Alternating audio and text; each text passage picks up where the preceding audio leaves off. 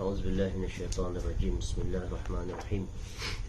السلام عليكم ورحمة الله وبركاته.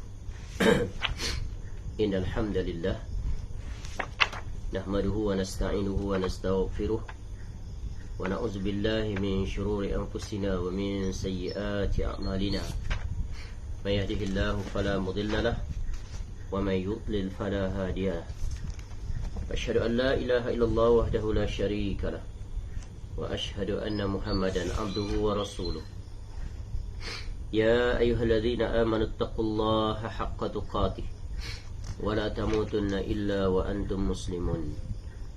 يا أيها الناس اتقوا ربكم الذي خلقكم من نفس واحدة وخلق منها زوجها وبث منهما رجالا كثيرا ونساء واتقوا الله الذي تساءلون به والأرحام إن الله كان عليكم رقيبا.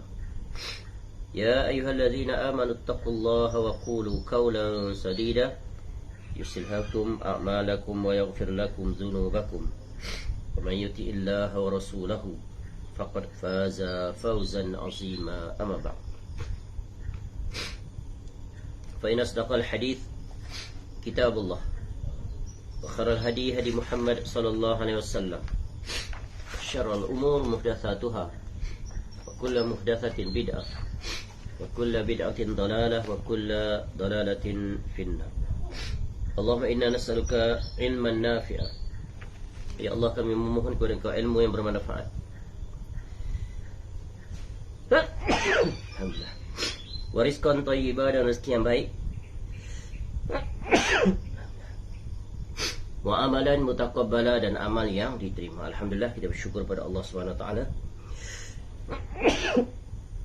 Pada pagi ini dapat kembali kita bertemu untuk kita meneruskan kuliah kita dengan mengambil faedah daripada kitab yang bertajuk Tahzibus Sirah An-Nabawiyah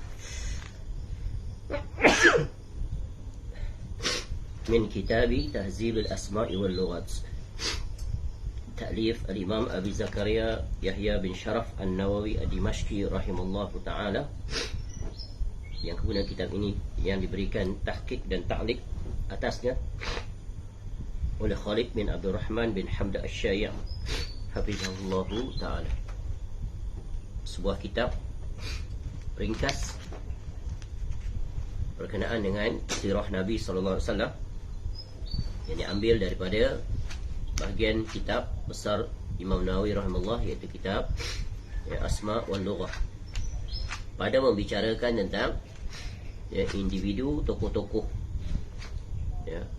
yang dimulai dengan Nabi SAW, yang kemudiannya kitab ini diberikan hikmat, disusun tertib, dan padanya terkandung perbahasan sejumlah 21 perkara yang terkait dengan beberapa aspek penting tentang pribadi Nabi SAW. InsyaAllah pada pagi ini kita akan melanjutkan pada fasal yang seterusnya, dan ini merupakan fasal yang terakhir yang terkandung dalam kitab Tahzibus Sirah An-Nabawiyah lin-Nawawi rahimahullah ta'ala, iaitu tentang kekhususan Nabi SAW pada muka surat 85. Jadi faslun fi khasaisi Rasulullah sallallahu alaihi wasallam fil ahkami wa ghairiha. Baik. Bismillahirrahmanirrahim. Qala al-Imam An-Nawawi rahimallahu ta'ala, pada bab yang membicarakan tentang kekhususan Rasulullah sallallahu alaihi wasallam fil ahkam, dalam urusan yang berkaitan dengan hukum, wa ghairiha, dan selain daripadanya. Sini pentahqiq kitab ini hafizahullah taala memberikan catatan kaki. Banyak kekhususan yang dikemukakan oleh orang yang mengarang tentang bab ini tidak memiliki dalil ketika diteliti dan dikaji ulang. Jadi ada para ulama yang menyusun ataupun penulis-penulis yang membicarakan atau membahaskan khusus tentang keistimewaan yang hanya ada pada Nabi SAW. Namun di sana ada di antara kitab-kitab tersebut ketika mana memaparkan kekhususan Nabi SAW, ya, tetapi ianya tidak bersandarkan dalil, tidak boleh dipertahankan. Jadi pelajaran bergunanya adalah, ya, dalam kita membaca sesebuah kitab, ya, hendaklah, ya, disertai dengan iaitu pandangan dan pahaman yang kritis. Ya, dan para ulama dari zaman ke zaman telah memberikan khidmat terhadap kitab-kitab yang ditulis oleh ulama-ulama terdahulu dengan, ya, memberikan tahqiq dan ta'liq atasnya agar kitab itu memiliki nilai tambah, dan yang pastinya agar apa yang dipaparkan itu, ya, dapat dipastikan kebenarannya, dan jika tak dapat dipastikan atau didapati ketidakbenarannya, maka para ulama akan membuat catatan tambahan sebagaimana yang dilakukan terhadap kitab Tahzibus Sirah An-Nabawiyah, ya, oleh Al-Imam An-Nawawi rahimahullah. Dengan itu maka, yang meningkatlah, ya, kualiti dan juga, ya, faedah kitab tersebut kepada kita yang mengambil faedah daripadanya. Baik, pada asalnya mengenai masalah ini, beliau sallallahu alaihi wasallam adalah sebagaimana manusia lainnya, ya, kecuali bila ada dalil yang mengkhususkannya. Dalil mengenai masalah ini ialah firman-Nya, A'udzubillahi minasyaitonirrajim, Qul innama ana basyarum mithlukum yuha ilayya, ila akhir ayat. Katakanlah, sesungguhnya aku ini hanya seorang manusia seperti kamu yang diwahyukan kepadaku, iaitu surah Al-Kahfi ayat 110 dan Fussilat ayat 6.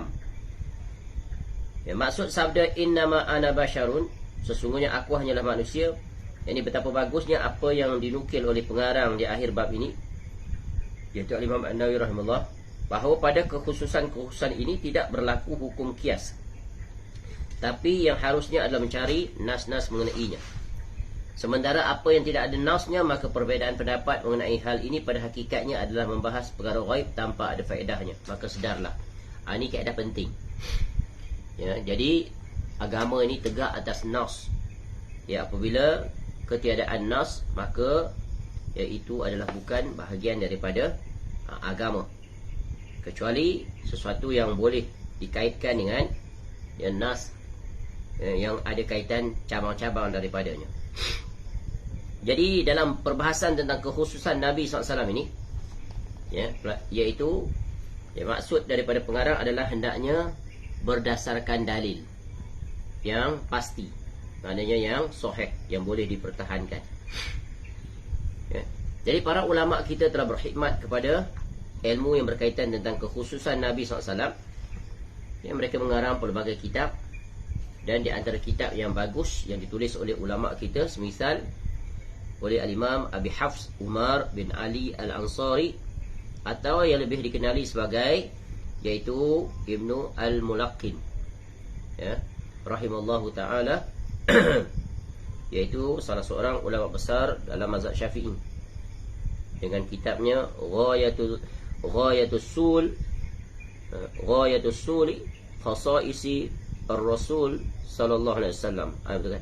Ghayatus Sul fi Khasaisi Ar-Rasul sallallahu alaihi wasallam. Ya, dan kitab ini membahaskan aspek yang berkaitan tentang kekhususan Rasulullah sallallahu alaihi wasallam. Jadi Imam Abu Hafs Umar bin Ali Al-Ansari, ya, radhiyallahu anhu, rahimallahu ta'ala, memiliki kitab yang membahaskan aspek ini. Baik, mari kita lihat apa kata Al-Imam An-Nawawi rahimahullah, ya, dalam perbahasan ini. Jadi perbahasan ini adalah perbahasan yang bermutu, kata Imam An-Nawawi rahimahullah, ya, wa hadha faslun nafis, yang bermutu. Maknanya apa? Satu perbahasan yang khas untuk Nabi SAW saja dan tidak berlaku pada selainnya. Ini keistimewaan, keunikan, kekhususan buat pribadi agung Nabi SAW. Kebiasaan para sahabat kami, ya, ialah mereka yang menyebutkannya di awal kitab nikah, kerana kekhususan beliau SAW dalam nikah lebih banyak daripada yang selainnya. Ya, maksud, ya, sahabat kami itu adalah ashab, iaitu para fuqaha Syafi'iyah. Baik, saya telah menghimpunnya, kata Imam Nawawi rahimahullah, dalam, ya, kitabnya, iaitu Ar-Rawdah, Rawdatul Talibin wa Umdatul Muftin. pada awal jilid yang ke-7. Jadi boleh kita rujuk pada kitab itu, sebuah kitab yang tebal. Alhamdulillah. Buku ini tidak didedikasikan untuk menghuraikannya secara panjang lebar. Memanglah kitab ni sebagai ringkasan, mukhtasar ataupun pengenalannya sangat ringkas. Adapun perincian-perincian bolehlah dirujuk. Dan Imam Nawawi rahimahullah memberi arahan kepada kita, pengarahan bahawa bolehlah dirujuk untuk perincian bab ini pada kitabnya yang lain. Apa kitab beliau rahimahullah yang lain? Iaitu kitab yang diberi tajuk Raudatul Talibin. Sebagaimana yang telah dijelaskan di awal kitab, pada mukadimah dulu kita telah jelaskan bahawa kitab ini, perbahasan tentang pribadi Nabi SAW ini diambil daripada beberapa kitab. Diambil daripada beberapa kitab yang telah disebutkan oleh Al-Imam An-Nawawi rahimahullah, dan salah satunya adalah daripada kitab Raudatul Talibin. Begitu juga daripada Sahih Muslim, Syarah Sahih Muslim, dan beberapa kitab yang lain. Ini penjelasan ketika membicarakan tentang kitab Tahzib Al-Asma' wal Lughah.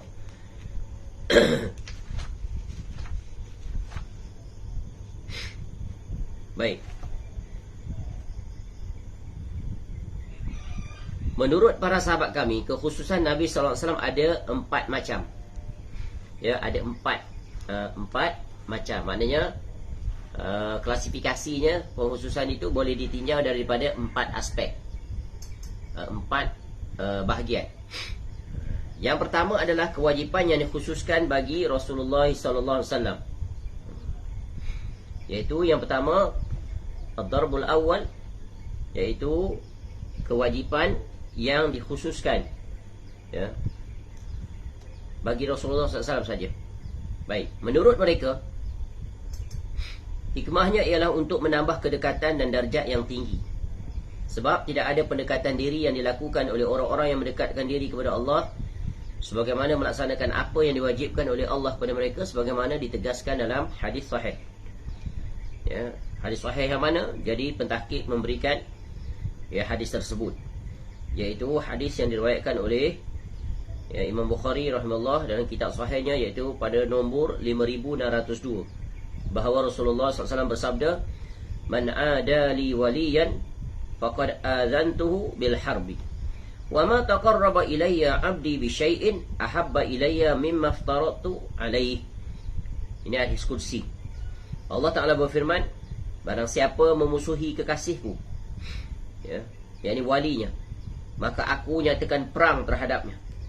Dan tidaklah hamba-Ku mendekatkan diri kepadaku dengan sesuatu yang lebih aku sukai daripada apa yang aku fardukan kepadanya. Ni hadis ni dalam Arba'in An-Nawawiyah pun Imam Nawawi rahimahullah letak. Dalam Arba'in An-Nawawiyah rahimahullah tu, Arba'in An-Nawawiyah ada 3 atau 4 hadis qudsi. Salah satu hadis yang agung berkaitan tentang wali-wali Allah adalah hadis ini. Jadi perbahasannya, syarah terhadap hadis ini bolehlah dirujuk dalam kitab-kitab yang mensyarahkan Arba'in An-Nawawiyah. Imam Al-Haramain rahimahullah menukilkan dari sebahagian sahabat kami bahawa pahala fardu melebihi pahala anjuran, amalan anjuran dengan 70 darjah. 70 darjah, dan mereka bersandarkan pada hadis tersebut. Siapa Imam Al-Haramain ini? Ini terkenal Imam Al-Haramain, iaitu Al-Imam Abul Ma'ali Abdul Malik Al-Juwaini rahimallahu ta'ala. Imam Juwaini selalu nama dia disebut, iaitu salah seorang guru Al-Imam Al-Ghazali rahimallah. Al-Imam Al-Juwaini dikenali sebagai imam juga Al-Imam Al-Haramain, iaitu imam pada 2 kota suci, Mekah dan Madinah. Ini seorang ulama besar. Baik. Jadi beliau rahimahullah mengatakan bahawa pahala fardu melebihi pahala amalan anjuran yang bersunat dengan 70 darjah. 70 darajat dengan hadis ini. Termasuk jenis ini adalah solat duha, korban, solat witir, tahajud, bersiwak dan musyawarah. Contoh-contoh amalan tersebut. Yang sahih menurut para sahabat kami bahawa semua itu wajib bagi beliau sallallahu alaihi wasallam. Jadi ini amalan-amalan yang menjadi kewajipan Nabi SAW. Solat duha, kurban, solat witir dan sebagainya. bersiwak dan musyawarah, yakni bermesyuarat. Konon disunahkan. Namun yang paling sahih menurut sahabat kami bahawa witir itu berbeza dengan tahajud. Yang sahih bahawa solat tahajud dihapuskan kewajipannya bagi beliau sallallahu alaihi wasallam sebagaimana dihapuskan kewajipannya bagi umat ini. Inilah yang dinaskan oleh Al-Imam Asy-Syafi'i rahimahullah. Jadi dalam urusan ini, contoh solat tahajud sebagaimana yang kita faham, ia adalah merupakan kewajipan bagi Nabi SAW, tidak pada umatnya. Namun di sini diberikan pendapat bahawa awalnya adalah diwajibkan, kemudian tidak diwajibkan. Ni Allah Ta'ala berfirman, wa minal laili lifatahajjad bihi nafilatan lak, ila akhir ayat. Dan pada sebahagian malam hari solat tahajudlah kamu sebagai satu ibadah tambahan bagimu. Surah Al-Isra, iaitu surah yang ayat yang ke-79. Kita tahu Qiyamul Lail adalah salah satu ibadah agung yang merupakan salah satu ciri khas Nabi SAW dan juga umatnya, di mana seorang diangkat darjat dengan melakukan solat malam. Dan Nabi SAW awal diperintahkan lagi untuk mendirikan solat malam sebagaimana dalam surah Al-Muzammil, Al-Mudaththir. Ya ayyuhal mudaththir, qumil laila illa qalila. Wahai orang berselimut, bangun. Ya Allah perintah bangun. Bangunlah. Untuk apa? Untuk solat pada malam hari, kecuali sebahagian kecil. Tu. Dan ini ayat yang seterusnya, ayat surah Al-Isra. Adapun umatnya tidak menjadikan kewajipan bagi mereka, namun sangat dituntut kerana ia memiliki keistimewaan, sehingga banyak sekali iaitu faedah-faedah keistimewaan bagi sesiapa saja yang menghidupkan malamnya, walaupun sebentar. Adapun di sini diberikan kenyataan bahawa di kalangan ashab Asy-Syafi'iyah, mereka mengatakan bahawa solat tahajud itu kewajipannya dihapuskan. Di awalnya diwajibkan dengan dalil ini. Dalam Sahih Muslim dari Aisyah radhiyallahu anha terdapat dalil yang menunjukkan hal itu. Mana dalil yang memalingkan daripada awalnya wajib kemudian menjadi sunnah? Itu hadis daripada Sahih Muslim nombor 746 daripada isteri Nabi SAW yang meriwayatkannya, itu Aisyah radhiyallahu anha. Dia mengatakan sesungguhnya Allah Azza wa Jalla mewajibkan qiyamul lail di awal surah ini, yakni surah Al-Muzammil tadi. Surah Al-Muzammil, surah Al-Mudaththir. Ya ayyuhal mudaththir qum fa'anzir. Maknanya surah Al-Mudaththir, Muzammil, ya ayyuhal muzammil qumil laila illa qalila. Betul, surah Al-Muzammil, bukan surah Al-Mudaththir, terbalik. Lalu Nabi Allah dan para sahabatnya melaksanakan qiyamul lail selama setahun. Dengan turun ayat ini, maka para sahabat dan Nabi SAW mendirikan solat malam selama setahun. Allah menahan penutup surah ini selama 12 bulan di langit hingga Allah menurunkan keringanan di akhir surah ini. Lalu qiyamul lail menjadi amalan anjuran setelah sebelumnya difardukan. Baik. Namun ada ulama yang mengatakan bahawa qiyamul lail untuk Nabi SAW adalah kewajipan, tidak bagi umatnya. Termasuk di antaranya kata Imam An-Nawawi rahimahullah, beliau sallallahu alaihi wasallam wajib tabah menghadapi musuh meskipun mereka banyak dan bertambah berkali lipat. Jadi hadapi. Jadi tidak boleh mendatangkan berbagai alasan, mengeluh dan sebagainya. Nabi SAW memang diuji daripada pelbagai sisi yang semuanya dihadapi oleh Nabi SAW dengan jayanya. Dan memang sisi di antara yang berat adalah menghadapi musuh yang bilangannya selalu jauh meninggalkan dari sisi bilangan dan kekuatan, terutamanya dalam medan pertempuran. Tak pernah tentera Islam melebihi tentera orang-orang kafir dalam apa-apa pun medan pertempuran. Tak, itu pun tetap tentera musuh tetap berkali ganda lipat. 3,000 lawan 200,000. Itu perang apa tu? Bayang. Tetapi dengan strategi dan kebijaksanaan akhirnya tak jadi bertempur secara besar-besaran. Begitu juga dalam dakwah Nabi SAW menghadapi musuh yang besar di bumi Mekah selama 13 tahun. Kemudian termasuk melunasi hutang orang yang mati dalam keadaan menanggung hutang yang tidak ada yang melunasinya. Ada yang mengatakan beliau SAW melunasinya sebagai bentuk kebaikan, bukan kewajipan. Namun yang benar menurut para sahabat kami, bahawa hal ini wajib. Ada yang mengatakan Nabi SAW berkewajipan jika melihat suatu muka. Ni baik. Tentang hutang pula. Ya, sebagaimana yang kita ketahui, hutang adalah perkara yang besar ya dalam agama ini. Sehingga ayat yang paling panjang adalah membicarakan tentang hutang pada surah Al-Baqarah ayat 200 berapa? 285 kalau tak silap. Satu muka surat, kemudian disambung sedikit lagi pada muka surat seterusnya. Jadi hutang kerana ia adalah perkara yang besar, yang berat, dan ia merupakan ya kebaikan seseorang dalam memberikan bantuan yang dia tidak meraih apa-apa pun faedah dari sisi pulangannya. Dipinjam sebanyak itu, maka sebanyak itu jugalah yang diperolehinya. Namun kenyataannya, orang-orang yang berhutang sering memungkiri janji. Ya. Walaupun telah tertulis.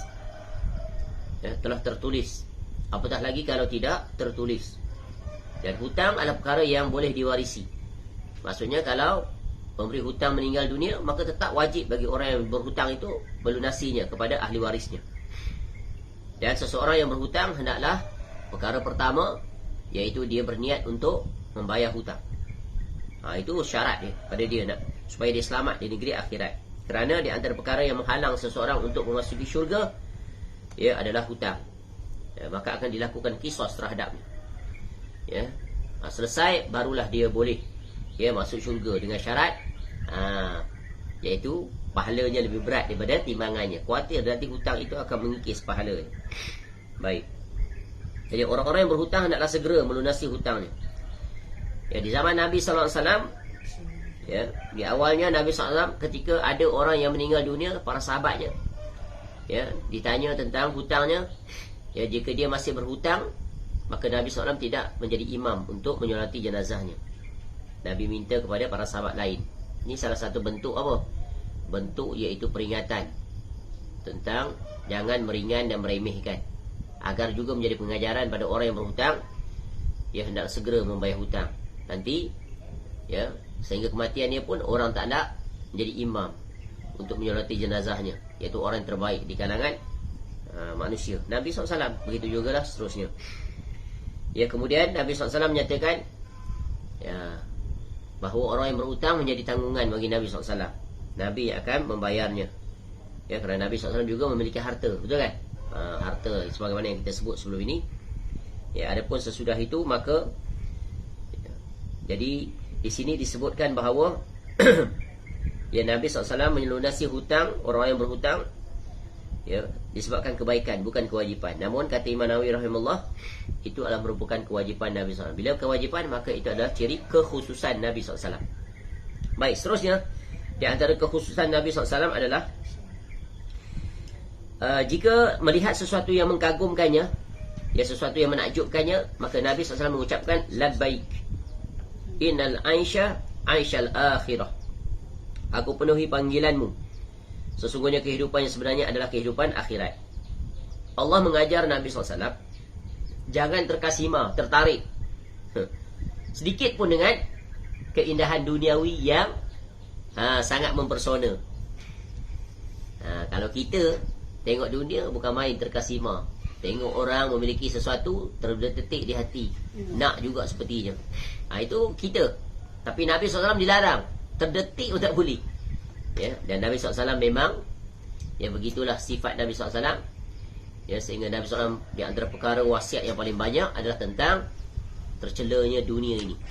Kerana banyak manusia jatuh dalam kecelaan yang satu ini, sehingga mereka mengunggulkan dunia berbanding urusan akhirat.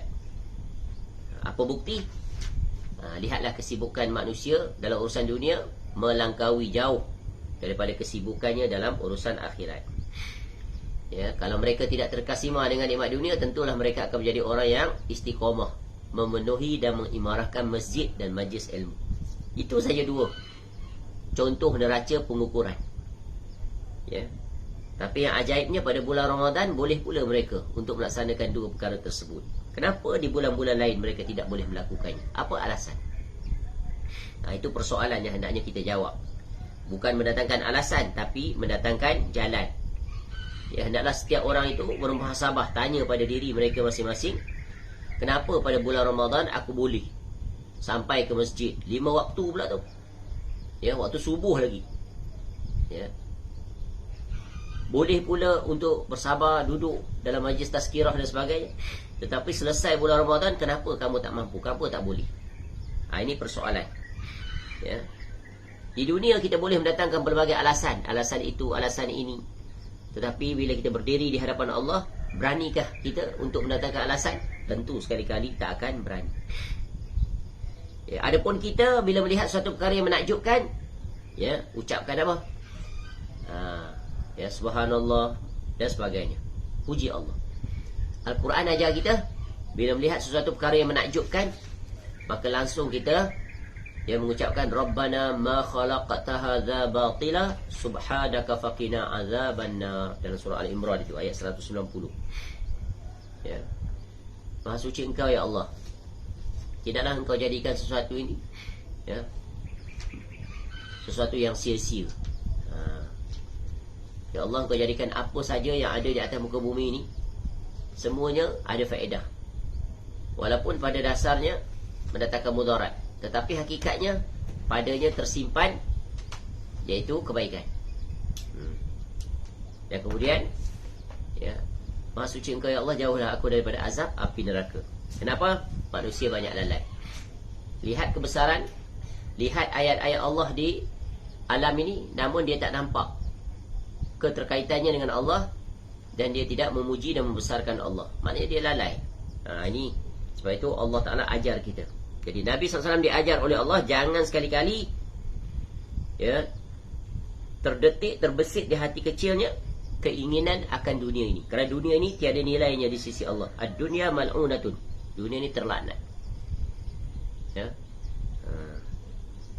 Terlaknat, ya, kecuali dalam 4 perkara. Terlaknat ni maknanya terjauhi. Terjauhi. Ia mendatangkan mudarat, mendatangkan kebinasaan, kecuali 4 perkara. Kecuali siapa? Orang yang berzikir pada Allah, Allah yang beribadah pada Allah, ya, dan pelbagai lagi lah. Termasuk di antaranya adalah pernikahan.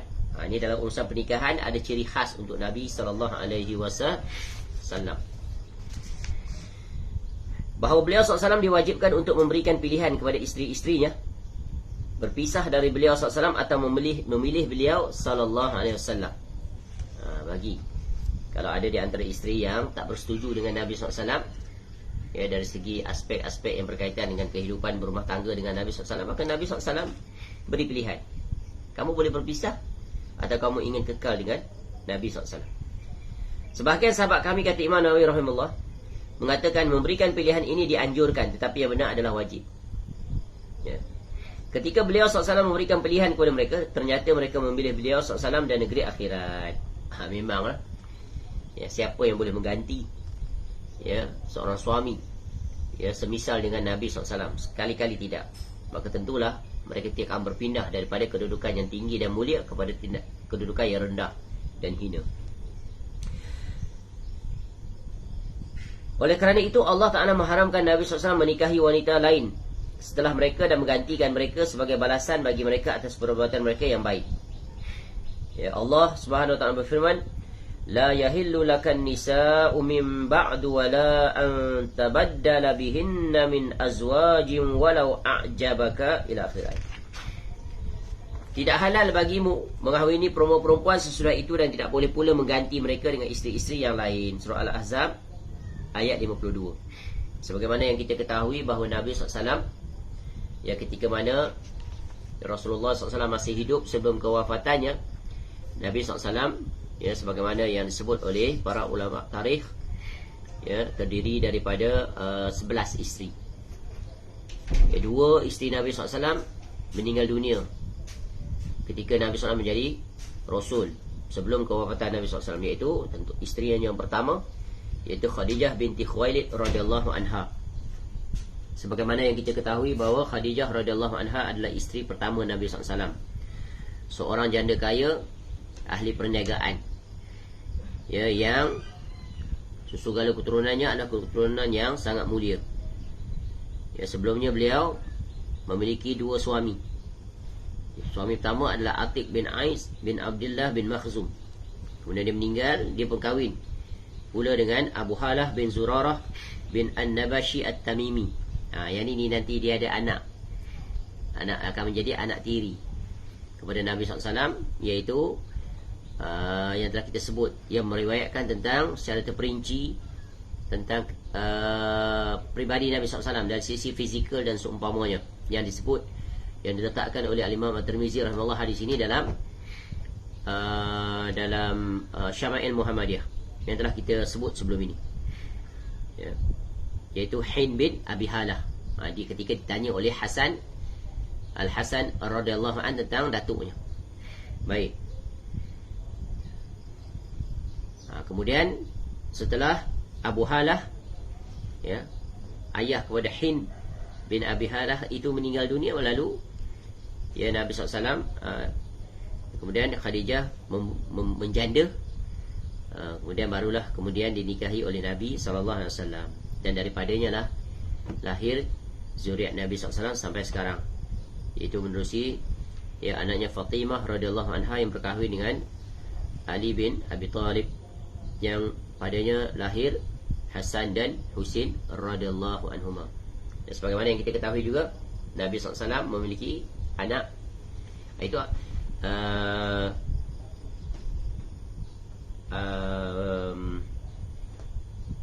anak daripada seorang hamba, iaitu Ibrahim radhiyallahu anhu, yang lahir daripada Maryah Al-Qibtiyah, iaitu hadiah daripada Raja Muqawqis Mesir. Baik.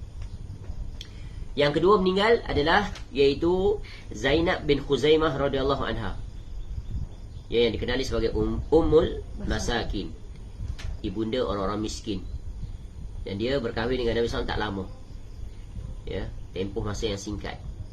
Dan isteri Nabi SAW ada dua orang, namanya Zainab, satu lagi Zainab binti Jahshi, yang terkenal sehingga dirakamkan di dalam Al-Quran, yang ya, pelajaran berguna adalah memecah tradisi yang dipegang oleh masyarakat orang-orang Arab jahiliah, bahawa anak angkat,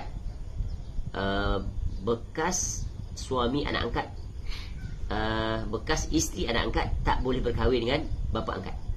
Itu yang pertama. Yang kedua, Zainab binti Jahshi radhiyallahu anha, special dia, yang dia membanggakan dirinya berbanding dengan isteri-isteri Nabi SAW. Apa dia? Dikawini oleh Allah daripada langit. Masya Allah. Yang berada di langit, fis sama, ya. Itu dia bangga sebab Allah sendiri yang memerintahkan Nabi SAW mengahui dia. Baik. Dan begitulah isteri-isteri Nabi SAW yang lain yang kita ketahui, ya, iaitu Aisyah binti Abi Bakar As-Siddiq radhiyallahu an, yang satu-satunya isteri Nabi SAW yang dikahwini anak dara. Dan Aisyah radhiyallahu anha adalah seorang wanita yang sangat cerdas, pintar, dunia cantik dan sebagainya. Ketika Nabi SAW wafat, umurnya masih muda, iaitu 18 tahun. Masih muda, sangat muda. Baik. Cukup setakat itu secara ringkas. Adapun perinciannya boleh kita rujuk pada perbahasan tentang isteri-isteri Nabi SAW. Kemudian ketetapan tersebut dihapuskan sebagai tambahan anugerah bagi Rasulullah SAW kerana tidak menikahi selain mereka. Menerusi firman-Nya, Ya ayuhan Nabi, Inna ahlalna laka azwajaka allati ataita ujurahunna. Hai Nabi, sesungguhnya kami telah menghalalkan bagimu isteri-isterimu yang telah kamu berikan mas kawinnya. Surah Al-Ahzab ayat 50. Para sahabat kami berbeza pendapat, apakah diharamkan menceraikan mereka setelah memberikan pilihan? Yang benar bahawa tidak diharamkan, tetapi yang diharamkan adalah mencari ganti, iaitu bukan sekadar menceraikan. Ini perbahasan tentang pernikahan Nabi SAW dengan isteri-isteri beliau SAW. Baik, yang kedua, sisi kekhususan Nabi SAW, iaitu keharaman-keharaman yang dikhususkan bagi Rasulullah SAW. Ya. Tujuannya agar pahala kerana menjauhinya semakin banyak. Ini ada dua bahagian. Satu, selain daripada pernikahan, di luar pernikahan. Jadi perbahasan ini, ya, khusus tentang pernikahan sebab apa? Sebab keunikannya di situ. Ya, sebab Nabi SAW ada syarat-syarat khusus tentang perkahwinan ni, apa yang telah ditetapkan oleh Allah. Dan sebagaimana yang kita ketahui, Nabi SAW memiliki lebih daripada 4 isteri, sedangkan bagi umatnya hanya 4. Ketika turun ayat yang memerintahkan agar tak lebih daripada 4 isteri, mana-mana para sahabat yang memiliki lebih daripada 4 hendaklah menceraikannya. Adapun Nabi SAW tidak berlaku. Kenapa? Kerana satu, itu adalah keistimewaan, kekhususan. Yang kedua, untuk menjaga kehormatan dan harga diri para isteri Nabi SAW. Ya, kerana isteri-isteri Nabi SAW kalau dah diceraikan, tak boleh lagi dikahwini oleh sesiapa pun. Haram bagi kaum muslimin untuk mengambil sebagai isteri. Ya, kerana itu juga untuk menjaga harga diri dan kemuliaan Nabi SAW. Baik, satu di luar pernikahan. Di antaranya iaitu syair. Itu keharaman. Nabi SAW bukan seorang tukang syair. Padahal Nabi SAW boleh saja. Ya, kerana ucapan-ucapan Nabi SAW itu lebih unggul daripada syair. Ya, di antaranya adalah menulis dan zakat. Di situ ada catatan kaki tentang bab menulis. Sebagaimana yang kita ketahui, Nabi SAW adalah seorang Rasul yang ummi, tidak tahu menulis, tidak tahu membaca. Tapi ada perbahasan. Ya, para ulama sepakat sebelum diangkat menjadi Rasul, diangkat menjadi Nabi, Nabi SAW adalah seorang yang ummi, tak tahu menulis, tak tahu membaca. Tetapi sesudah itu ada perselisihan di kalangan para ulama. Mengatakan Nabi SAW boleh menulis, boleh membaca, dan tentunya sebelumnya boleh menghitung. Kita telah jelaskan sebelum ini. Kerana tak semestinya orang yang tak boleh menulis, tak boleh membaca, tak boleh menghitung, mengira. Tetap. Begitu juga tak semestinya orang yang buta huruf tak boleh membaca. Contoh, kita ada orang tak boleh baca tulisan Jawi, tapi dia boleh baca Quran. Boleh faham? Padahal huruf-hurufnya sama. Itu contoh. Ya, contoh. Dan itu kita temui orang seperti itu. Dan kita temui ada orang-orang yang asalnya tak boleh membaca, tak boleh menulis. Betul kan? Dah tua dah, tapi kemudian dia boleh baca, dia boleh menulis dengan jalan belajar. Dan tidak mustahil Allah mengajarkan Nabi SAW. Bagaimana Nabi SAW boleh baca Quran? Ya. Kemudian para sahabat menulisnya, dan tentu para sahabat Nabi SAW akan menyemaknya dengan pembacaan.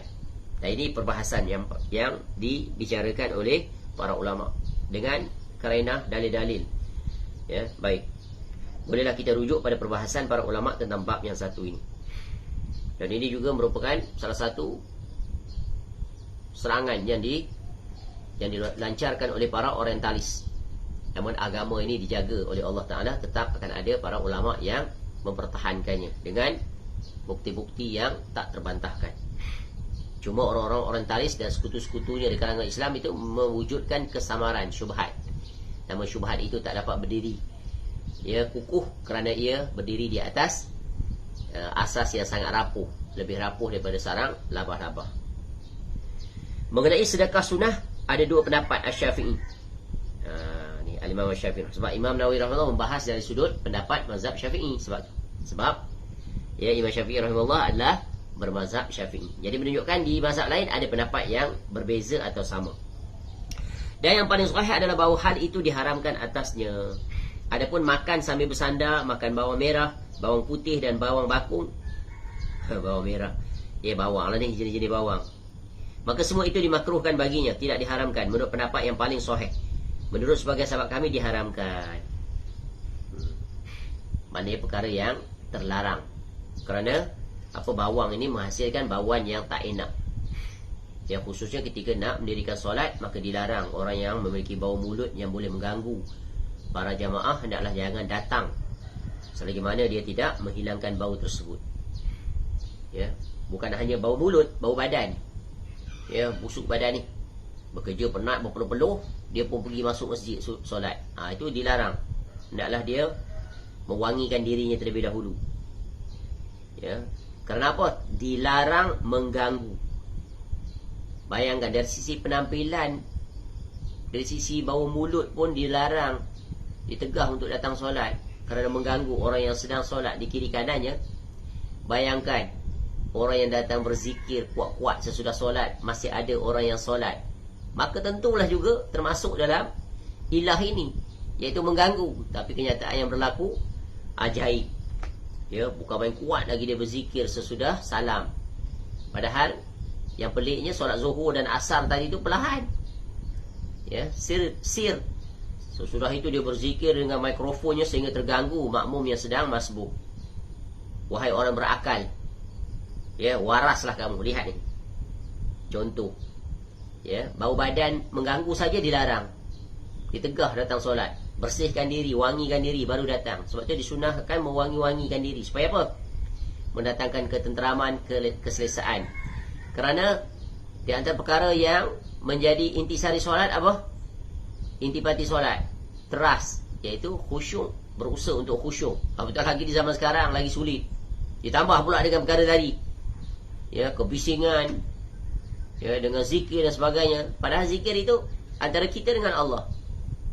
Perlahan. Kenapa perlu terpekik, terlolong, tambah lagi mic dengan lagu-lagu tertentu sehingga mengganggu.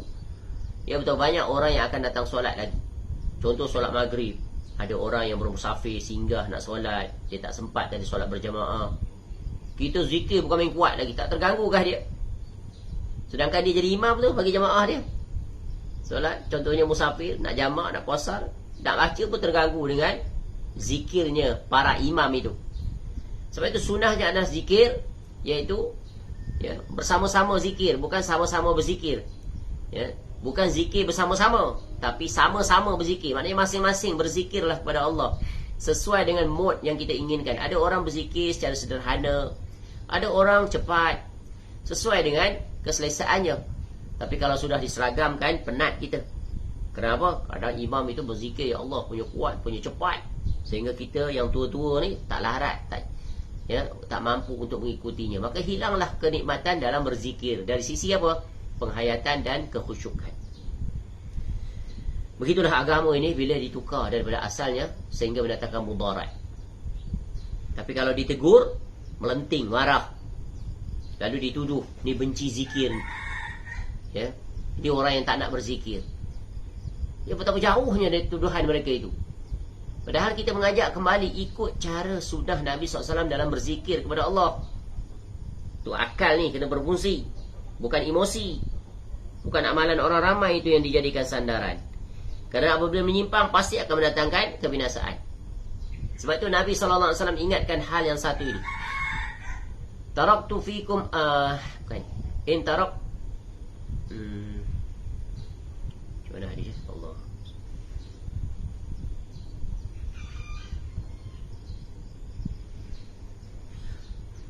Qad taraktukum ala mithl bayda lailuha kanahariha la yazighu anha illa halik.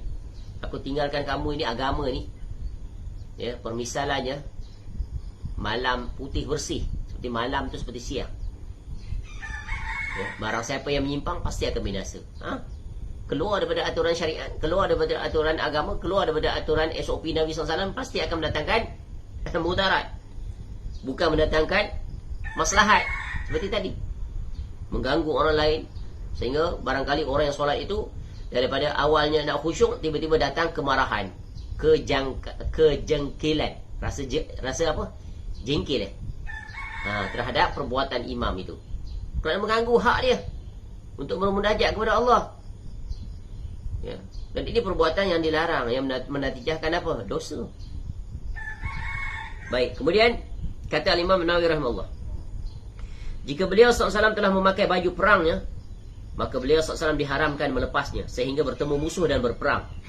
Ada yang mengatakan makruh, namun yang sahih menurut para sahabat kami ialah diharamkan. Ini pernah berlaku dalam satu peperangan. Nabi SAW masuk pakai baju perang ketika para sahabat bertikai dalam urusan, ya, mesyuarah tentang peperangan. Bila dah Nabi SAW pakai, maka semuanya kena pakai, kena berperang. Tak boleh dah diundur. Tak apalah Rasulullah, tak payah, ya, kita tangguh dulu.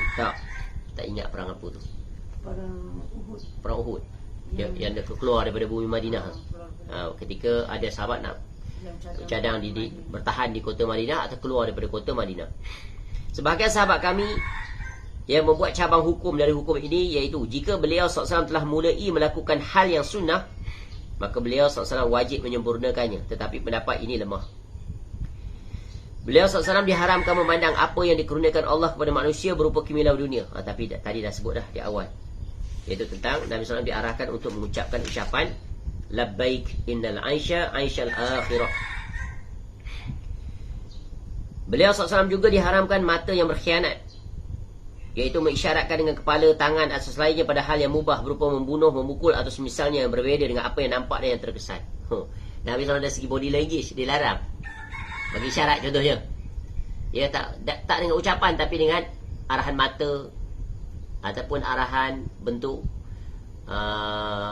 pergerakan tubuh badan. Jadi Nabi SAW dilarang seperti itu. Ya, terus Nabi SAW kalau memerintahkan sesuatu dengan ucapan ataupun dengan tindakan.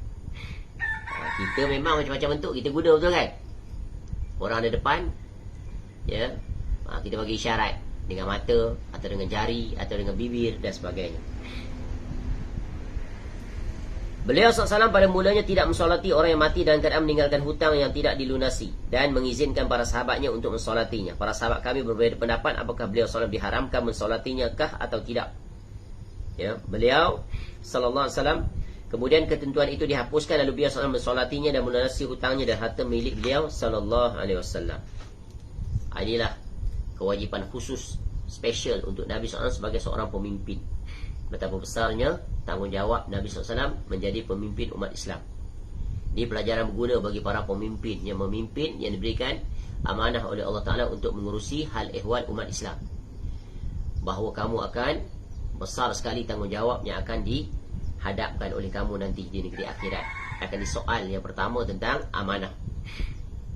Jadi apabila seorang pemimpin itu beriman dan bertakwa, mengetahui job scope-nya sebagaimana yang disyariatkan, tentu dia akan berusaha sebaik mungkin untuk menjadi pemimpin yang menjaga maslahat rakyatnya.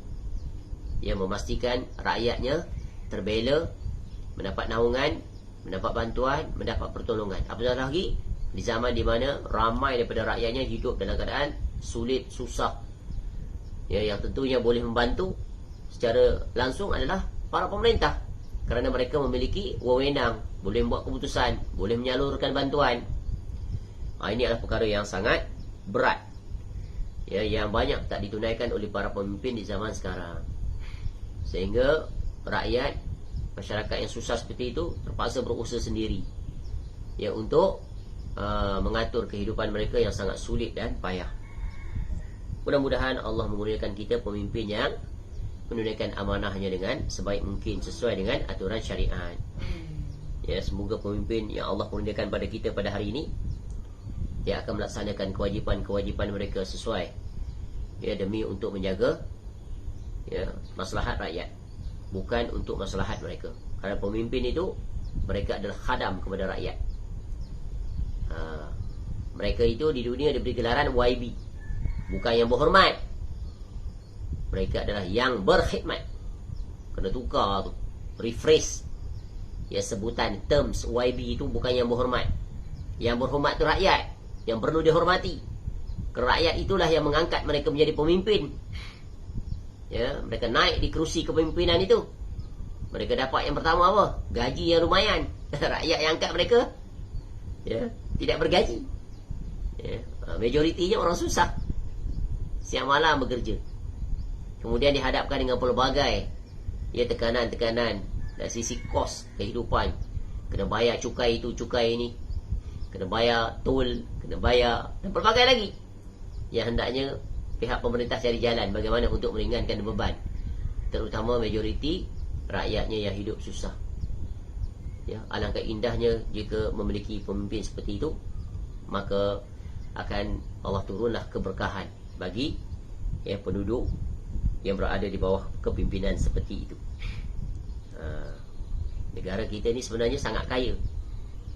Cuba lihat, ya, di antara negara-negara yang mendatangkan kebaikan bagi rakyatnya, contoh kerajaan Arab Saudi umpamanya. Ya, dengan kekayaan yang Allah kurniakan pada mereka itu, mereka guna di antaranya untuk membantu rakyatnya. Contoh dari sisi sistem pendidikan, ya, pelajar-pelajar yang belajar di universiti-universiti, contoh di universiti, ya, yang tak terhitung banyaknya di negara Arab Saudi itu dalam jurusan apa pun, ya, dan juga khususnya bagi pelajar-pelajar yang datang daripada luar negara yang belajar di universiti tersebut, maka mereka ditanggung secara sepenuhnya, tak perlu bayar, bahkan diberikan allowance bulanan. Ya, contoh pelajar Malaysia yang belajar universiti Arab Saudi seperti Universiti Ummul Qura, universiti Islam Madinah dan universiti lain, ya, bahkan mereka itu yang diberikan allowance bulanan, ya, sekitar lebih kurang 800 lebih rial sebulan. Ya, kemudian ya diberi tambang pergi balik pada cuti semester yang panjang untuk pertukaran tahun, dan pelbagai lagi keistimewaan. Bayangkan, ya, ini maknanya pendidikan itu maknanya kena cari jalan bagaimana untuk menggratiskan ataupun meminimalkan kos, kerana betapa besarnya, ya, sebuah keluarga untuk menyara anak-anak yang belajar di universiti. Bayangkan kalau anaknya 3-4 orang masuk universiti serentak, ya, tahun 1 ada, tahun 2 ada, tahun 3 ada, tahun 4, berapa banyak bayaran yang perlu dikeluarkan. Ya, mudah-mudahan, ya, Allah Ta'ala mengurniakan, ya, pemimpin yang memikirkan hal yang satu. Itu belum sistem sekolah daripada sekolah rendah, sekolah menengah dan pelbagai lagi. Bayangkan di situ saja, ya, betapa besarnya kos yang perlu dikeluarkan untuk anak-anak yang belajar. Ya, keluar pula belum tentu lagi mereka meraih pekerjaan di zaman sekarang. Ini cabaran-cabaran. Maka hendaklah kita mendoakan para pemimpin agar mencari jalan untuk menyelesaikan perkara ini. Ya, jadi baldatun thayyibatun wa rabbun ghafur itu adalah di mana rakyat merasa tidak terbeban dengan kos sara hidup, ya, keseharian mereka. Inilah tanda keberkahan sebuah negara. Makin berkah negara itu, maka Allah makin memewahkan negara tersebut sehingga rakyat-rakyatnya tak rasa terbeban dalam menguruskan kehidupan. Ini perkara yang hendaknya diambil perhatian dan tindakan. Ya, orang-orang kaya pada mereka tidak ada masalah, tapi kebanyakan orang berada dalam kategori sulit dan susah hidup mereka. Ya, itu lagi belum lagi kos kehidupan dari segi harga rumah, ya, sewa rumah, Masya Allah, tak tergambarkan di zaman sekarang. Ya, dengan gaji yang tidak seberapa. Bayangkan bagaimana untuk survive dalam situasi pada hari ini. Baik, yang kedua dalam urusan pernikahan. Kata Imam Nawawi rahimahullah, di antaranya merujuk wanita yang enggan menikah dengan beliau SAW. Yang benar menurut para sahabat kami ialah diharamkan. Menurut sebagian mereka menceraikannya secara terhormat. Di antaranya juga menikahi wanita kitabiyah, iaitu ahlul kitab, Yahudi atau Nasara. Yang paling sahih menurut para sahabat kami bahawa hal itu diharamkan atas beliau. Ini adalah pendapat Ibn Suraish, Abu Sa'id Istakhri dan Al-Qadi Abu Hamid Al-Mawarzi. Baik. Jadi ini adalah di antara, ya, dalam urusan pernikahan dari sisi, ya, rujuk dan cerai. Tu.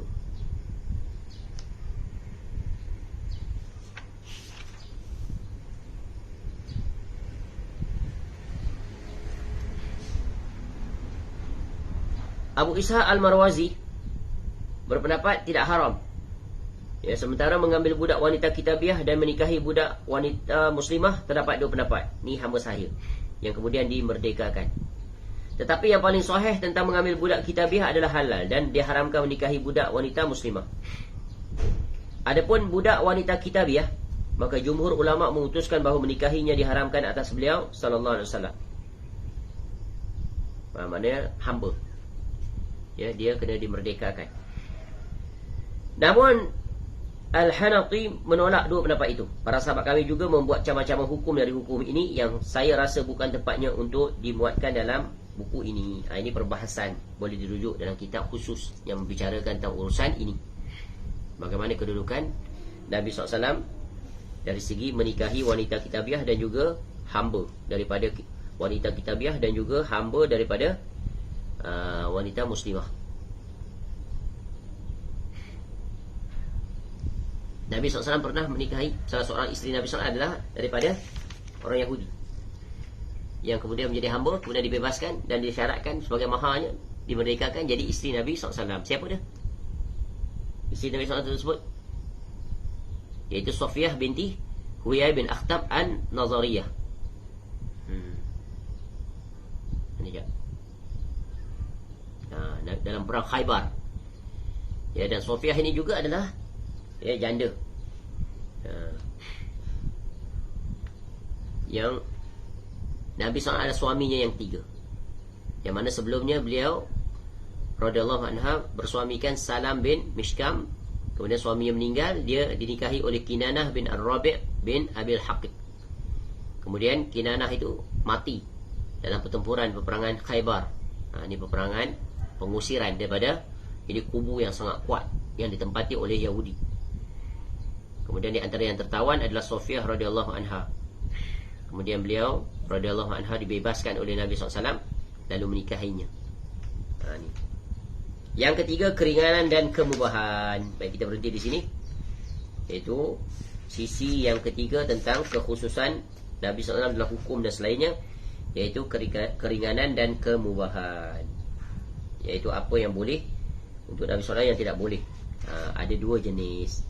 Satu dari sisi ditinjau dari sisi urusan pernikahan, dan yang kedua ditinjau dari sisi iaitu selain daripada pernikahan. Wallahu a'lam. Mudah-mudahan bermanfaat. Jadi tugas kita adalah berdasarkan daripada kitab ini, Tahzibus Sirah ini, untuk mendapatkan perincian tentang bab-bab yang telah dibicarakan, maka kita perlu buat our own assignment, own study. Kena belilah buku-buku yang khusus membicarakan, barulah kita akan mendapat gambaran yang lebih luas. Dan betapa indahnya apabila kita menelusuri dan mempelajari dengan lebih terperinci tentang gambaran sisi-sisi indahnya perjalanan hidup Nabi SAW, maka dengan itu akan menambahkan kedekatan dan selamatkan kita daripada sebarang kesamaran dan juga kata-kata jahat, tuduhan-tuduhan yang dialamatkan pada Nabi SAW. Wallahu a'lam. Subhanakallahumma wa bihamdika asyhadu an la ilaha illa anta astaghfiruka wa atubu ilaik. Wa sallallahu ala nabiyyina Muhammad wa ala alihi wa sahbihi wasallam. Wa akhiru da'wana alhamdulillahi rabbil alamin. Assalamualaikum warahmatullahi wabarakatuh. Tahqiqat wal mubahat.